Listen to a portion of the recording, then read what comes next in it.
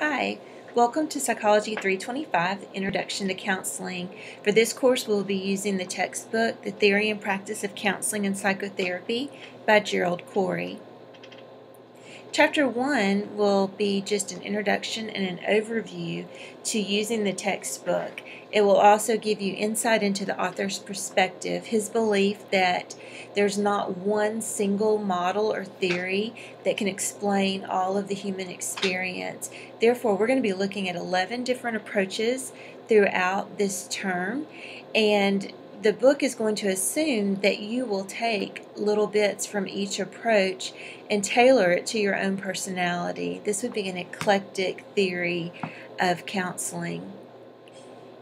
If you want to know where Dr. Corey stands, he believes that who you are as a therapist is very critical, that you need to do some self-searching and figure out who you really are. He also believes that it's important that students experience being a client, that they go through the therapy process themselves and feel that anxiety that their own clients will feel over self-disclosure, and learn to model to their clients courage and growth. And then thirdly, it's very important to have a knowledge of counseling theory and techniques. Pull out the ones that fit your personality and your strengths and beliefs. That you need to have a knowledge of the theories of personality, why people do what they do, what influences their behavior, and then being under supervision and having experiences as you begin your counseling career, but also having supervisor and peers that you can bounce things off of. As we look at these 11 theories, they're going to be divided into 5 main categories. We will be looking at psychodynamic approaches, experiential and relationship-oriented therapies, cognitive behavioral approaches, systems perspective, and then a brief overview of postmodern approaches. If you will look in your book in chapter 14, I believe that's where it gives you a good summary with them. Actually, it's chapter 15, I apologize, broken down into the different techniques and a brief overview of them. One other thing that we're going to be doing is following the case of Stan. The PowerPoint says chapter 16, but I'm not going to have you go there yet. In Module 2, we'll begin on page 13 of your textbook, reading an introduction to the case of Stan. Then, as we go through the different therapy techniques, we will look at what that technique would look like applied to the case of Stan. As we begin talking about counseling, we're going to start with the therapeutic relationship. This is believed to be the most important component of effective counseling, that the client actually like you to some extent and trust you and be able to open up to you. The therapist as a person is a key part of the effectiveness of therapeutic treatments. Even the most well-executed technique, if there is not a healthy therapeutic relationship, we may not see the change that we're hoping for through the counseling process. And research shows that both the therapy relationship and the therapy that's used contribute to the treatment outcome. Chapter 2, as we look at the counselor as a person and a professional. To be an effective counselor, you need to know yourself. You are the most important tool or instrument that you have, and it's very important that you be authentic with your clients. Now, there's a balance there. You don't want to be over-disclosing and cross unhealthy boundaries, but you do want to be authentic and real so that they will be able to develop a relationship with you. And by being a therapeutic person, we're saying that you're willing to grow and to risk and to care and to be involved with your client. There's been a lot of research on psychotherapy outcomes, and basically, as I mentioned earlier, the research indicates that the person of the therapist and the therapeutic relationship is very important to success in therapy. One thing that is often suggested is that the counselor um, receive counseling both before entering into the profession and then also as a counselor, that you continue some type of counseling relationship on a periodic basis. If you go to counseling before you become a counselor, it can help you explore your motivations for being a counselor. It can deal with any issues that might be triggered as a counselor, and it can be very important to your own personal and professional development. And really, to just not be hypocritical with our clients, if we're not committed to the value of looking into our own lives, then how can we convince or inspire clients to examine their lives? When we deal with a clientele, we're going to have people from very different walks of life, very different beliefs and values.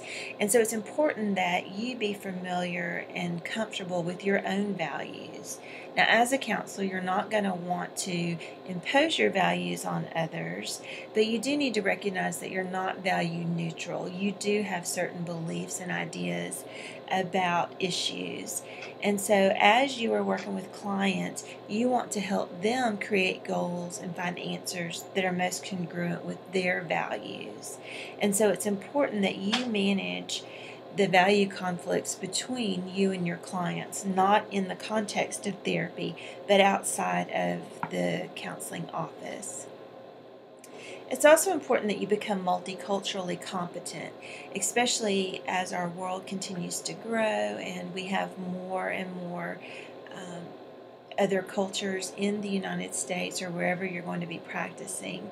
You need to become aware of your own biases and values, your own cultural norms and expectations, and realize that not everyone is going to have those.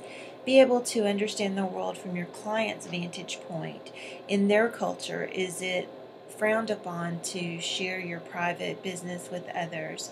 Are they encouraged to ask for help or to keep things within the family or to themselves? So learning about oppression, racism, discrimination, stereotyping, and the worldview of the culture that you'll be working with is part of becoming a multiculturally competent therapist. Along those same lines, it's important to study the background, traditions, and values of your client. Learn from them. Ask them questions. Let them tell you about their family and their culture and the beliefs and values there. And develop an awareness that there are people with different points of view and that they come from different backgrounds, and be sensitive to that.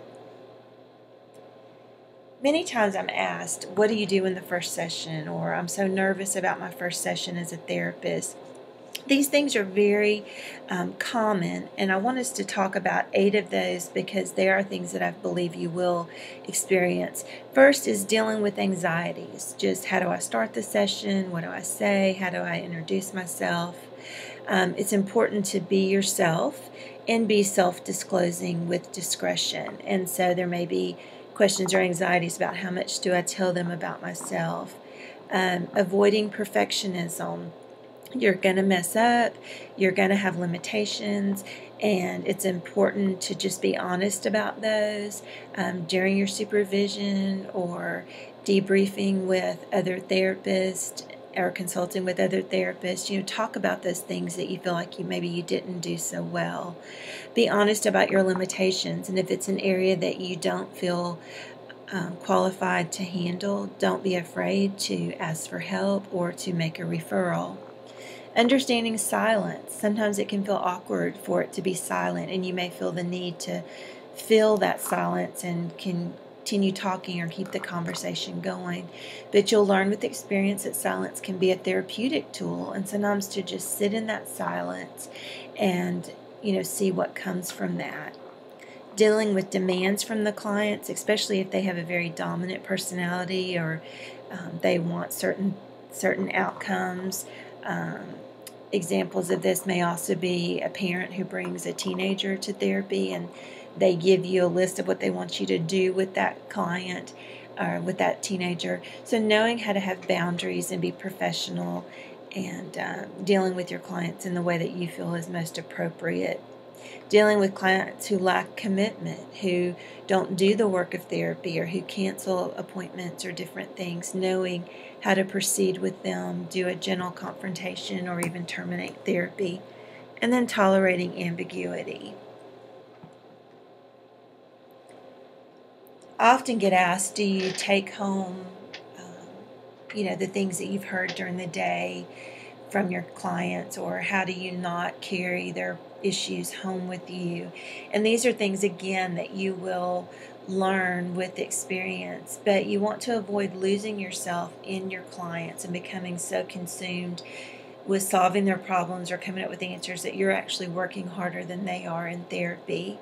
Developing a sense of humor, being able to laugh at yourself and at situations. Again, not in a disrespectful way, but in an appropriate way that keeps you from being too serious.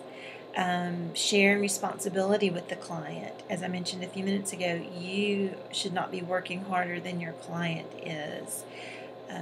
Declining to give advice.